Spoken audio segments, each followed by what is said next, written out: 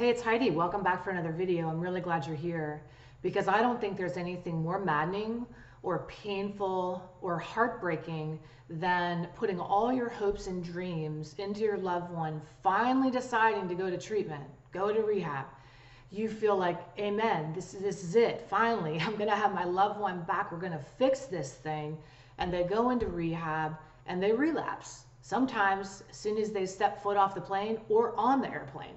I understand how maddening that can be, especially if it's happened more than once. You know, sometimes people go into treatment multiple times and we think, what is it? Maybe this treatment center will work. You know, that last one didn't work. Maybe this one will work. Or maybe that one will work. And again, nothing seems to be working. So I'm going to give you the 3 reasons rehab isn't working for your loved one so that in the future, if by the grace of God your loved one decides to get treatment again, you'll know what to look for next time to help. You know, you can't make it work, right? If you could get your loved one sober, they'd be sober by now. But so that you understand some of this patterning that's happening likely with your loved one and why it's not working for them. I'm Heidi, by the way. If you're new here, I help people recover from toxic or dysfunctional relationships and help them navigate those relationships so they can have the peace and happiness that they deserve. And honestly, there isn't a more maddening, like I said, relationship than one with an addict or an alcoholic. If that relationship happens to be your child, you're in the right place. If it's your spouse, you're in the right place. If it's your parent, you're in the right place, or even a friend, because let's face it, you know, the addict or alcoholic thinks that they're just affecting themselves, but you and I both know nobody is left untouched when it comes to dealing with this addiction. So without further ado, I know why you're here. You want to get your hands on those 3 reasons, so we're going to go ahead and dive right in. However, let me tell you first, if you decide you have a dire situation, you need much more help right now, and you're getting help from these videos, but you want to go deeper, you can go over to lovecoachheidi.com at any time and schedule an appointment. And we can get together and brainstorm what to do about your situation right now. So I want to make sure that you know that that's available to you at any time. So here's the first reason that the treatment or rehab is not working for your loved one. And this seems pretty obvious, but let me explain what I mean, okay? They're not working while they're in treatment. Now, I worked inside of a drug and alcohol treatment center for 8 years, so I feel uniquely qualified to give you this perspective, considering not only did I work with the patients, the clients that came through there, thousands of clients came through there, hundreds of clients a month came through there, and I also created and facilitated the family program month after month. Hundreds of families came through that program as well. So this isn't just like an idea that I have in my head. This is actually the things that I've witnessed firsthand inside of that drug and alcohol treatment center. And that's what made me able to kind of narrow this down, take such a complex question and narrow it down to these 3 reasons. Number 1, your loved one is not working while they're in treatment. Here's what that means specifically. They're kind of going through the motions. Now in treatment, lots of treatment centers offer lots of different things to get involved in, right? Not just the groups, but the evening opportunities to get together. A lot of treatment centers have out of the box kind of, or you know, non-traditional ways other than just the 12-step. They offer yoga, some offer even like transformational breathing. I know we did lots of opportunities to get involved while they're in treatment, but the loved one who's in treatment will kind of sit in the back row and say, well, this isn't real life. You know, I'm going to wait to work when I get out of my treatment, you know, but here's what I know for sure. The way your loved one is showing up in treatment is the way that they're going to show up outside of treatment, participating in their own recovery. If they're not participating in their own recovery, it's a really good indicator that it's not going to work when they get out. How do you know they're not participating in their recovery? They're complaining to you all the time while they're there. They're not taking any ownership. They're in the same kind of victim mentality when they're there, saying things to you like, well, this treatment center's stupid. These people don't know what they're doing. I don't get to see my therapist. I'm in a room with a bunch of children and kids, and I'm not really this, you know, these are a bunch of heroin addicts and I'm just alcohol, you know, or I'm not like these people that I'm in treatment with. If you've heard some of these things from your loved one while they're in treatment, that is a very good indicator that they are not going to be successful when they get out. A first step to recovery is taking ownership of their recovery and learning how to advocate for their own needs while they're there.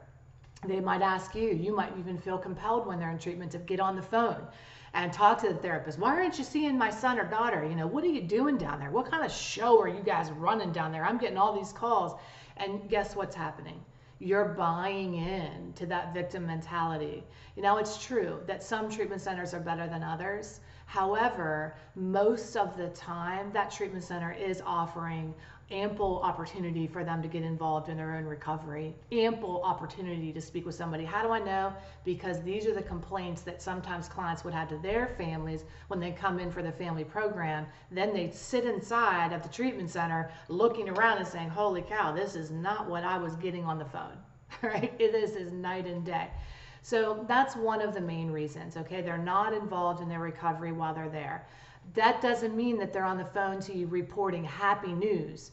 You know, they were using drugs and alcohol made them happy. In fact, if they call you and say, you know, this is a walk in the park, that's also an indicator, because they could be actually relapsing while they're in treatment, even though that's hard to do. People sneak stuff in all the time, right? People find ways. So you want a good indicator that they're working is it's hard, but they're putting in the work. They're reporting things like, yeah, it's a big effort. You know, I'm not looking forward to getting up in the morning and getting up and attending those groups or sharing those things I have to share. Or I don't love my roommate, or I don't love the situation that I'm in, but I'm buckling down and I got to do what I got to do. You know, that's a good indicator that they're on the right track. Number 2 reason that rehab doesn't work for your loved one is that they leave too early. Now, you can actually be an accomplice in this, especially if you're believing what they're saying to you about, this sucks, it's not working here, they don't know what the hell they're doing, I'm in here with a bunch of children, and then they get pulled out of that treatment center before the magic starts to happen with them. Usually the first couple of weeks in treatment, everybody's just trying to get their head back on straight, and they're not even actually doing any real work until that first month. You know, they start to come back online.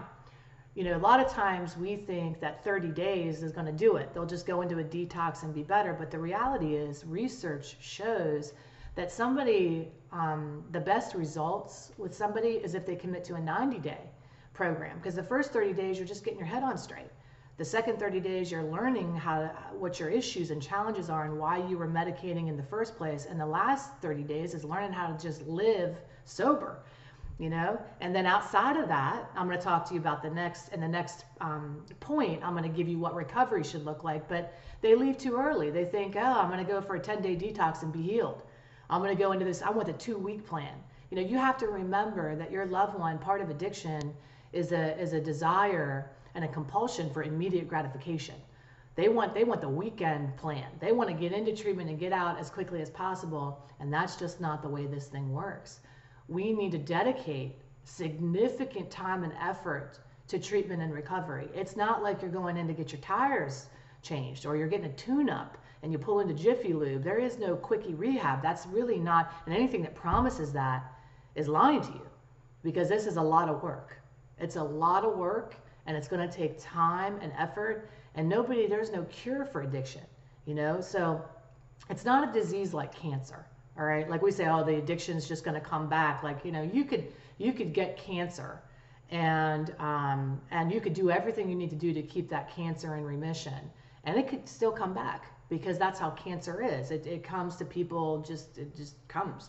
But addiction isn't like that. It's not a disease like cancer. It's a psychological disorder. It's a brain problem. Okay, it's not a disease like cancer. It's more like diabetes in a way, where you can keep diabetes in check. You might have a predisposition to it, but if you work at maintaining a healthy lifestyle, you can control that, or high cholesterol or something like that, right? Addiction is that. Addiction is a controllable psychological disorder that, as long as somebody's doing everything they need to do to keep that addiction in remission, it'll never come back. There's no sneak attacks. Nobody's ever working on their recovery and doing everything they need to do, and the addiction just comes back magically. That's not how this thing works either. All right. In some of my other videos, I have the simplest and best explanation of addiction. I actually explain how addiction happens and what recovery should look like. Please check out that video. That would be extremely helpful. If I can get my stuff together and learn how to link videos, you know how people point, I'll try to do that for you, so that I know that video will be helpful for you. Okay. So we pull them out too early. We bring them right back home, you know. The other thing is people shouldn't come right back home after treatment sometimes, especially if it's somebody who's never used to being sober on their own. I'm thinking like a child situation. A normal, natural next step is to go into a halfway situation where they can learn how to be sober outside of your house. The truth is that, you know, when somebody's home, it's a lot easier for them to overdose. That's the truth, because they don't have to worry about anything else. They just do drugs all day long, and we feed them dinner and do their laundry. I mean, I hate to be so harsh, but sometimes we need that kind of a wake-up call, you know, that you're not sometimes doing anybody any favors by making it comfortable for them. Okay, when somebody calls you and says it's uncomfortable, I'm not comfortable. No shit, man, you're not supposed to be comfortable. You're changing your life. And you know, we look at these cushy rehabs that are like, oh, come and be comfortable and be in the lap of luxury. Look, recovery is not the lap of luxury. Recovery is seriously hard business. You are changing and rewiring your brain. That's uncomfortable. Recovery is supposed to be uncomfortable. And it's not uncomfortable, we're not doing it right. Okay, I understand amenities, but amenities and therapy and doing the work are two totally different things sometimes. Okay. Can you tell that I'm passionate about this? Why? Because I want your loved one to get better just as much as you do. Just as much as you do. For the sake of all of us, right? For everybody in the world, right? We want to certainly make it better for the children, the next generations that are going to come. Number 3, after the first 2 reasons, either they're not working while they're there, or they leave too early, or they're on the 2-week recovery plan. The third reason is that they expect treatment to actually work. And now here's what I mean by that.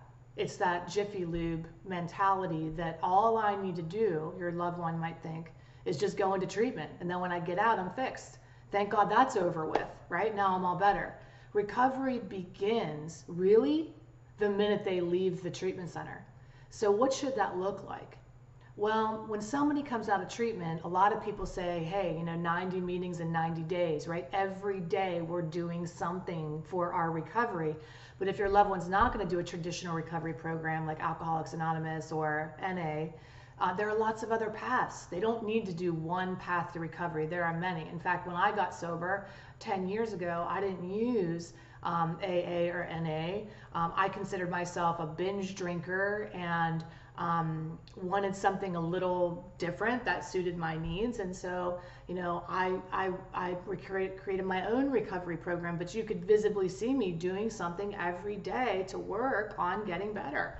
You know, I can share with you in another video what I did and what it looked like. I'd be happy to do that. But again, it's not the reason I'm not going into detail about it is because it's not your job as a loved one to figure out what that recovery program should look like. Like, you're going to take notes and say, honey, here's what you need to do. I want you to understand you shouldn't be working harder on their recovery than they are. They're the ones that need to come up with, in treatment, what their recovery program looks like outside of treatment, and then tell you as a loved one, here's what I'm doing to be well and stay well. I'm going to meetings. I'm hiring a life coach. I'm seeing a therapist. I'm in an intensive IOP, intensive outpatient program. I'm, going to celebrate recovery at church. I'm attending SMART meetings. You know, what are they doing in order to make sure they're maintaining their sobriety? So if they get out of treatment and they think they're going to come home and chill, and they're just going to, thank God that's over, I'm all better now, and go back to my life, business as usual, well, that's a relapse waiting to happen. Their life should look very different when they get out of recovery. So treatment isn't what fixes people. Treatment doesn't fix anybody. Treatment gives people an opportunity to gain perspective and to create a plan for life. It gives them an opportunity to get level-headed, to see things clearly for once in a really long time. It's like a long time out so that they can plan ahead what their life's going to look like. But treatment doesn't make anybody better. Work in a recovery program makes somebody better. And work in that program, always. It's like somebody says, well, I lost 100 pounds. Thank God that's over. Well, what do you need to do to maintain it? You need to make sure that you don't fall back into any of those patterns or habits to regain that weight. So there's probably lots of things that you do to maintain that weight loss, right? You don't come back from the brink of divorce and fix your marriage and go to a weekend seminar and say, thank God we're all better. What do you do to maintain your marriage? What do you do to make sure that you're pouring love and affection and attention into that spouse? The same is true for sobriety and recovery. There's something they need to be doing every single day to maintain that sobriety. Because again, the saying goes, they're either working on recovery or working on a relapse. And that's really the truth. I hope you found this video helpful. I want to know, tell me in the comments. I know it is absolutely excruciating to be with somebody who's addicted, a child, a spouse, a parent. It affects you on a daily basis. You can lay awake in bed at night, racking your brain, try to figure out how to get your loved one better. If you want to book an appointment and have some one-on-one time with me, I'd be happy to do that. You can also check out over at lovecoachheidi.com. I have a free webinar. It's on the tab Families Dealing with Addiction or Addiction in the Family. And right there, you can register for an hour-long webinar entitled The Top 10 Mistakes Families Make When Dealing with Addiction. I think you'll find that webinar extremely helpful. So go ahead and download that now and check that out. That's totally free resource for you. Okay, again, that's over at lovecoachheidi.com. I love you so much. Make sure you're subscribed and get notifications for new videos. Take excellent care of yourself, and I'll see you really soon in another video. Bye.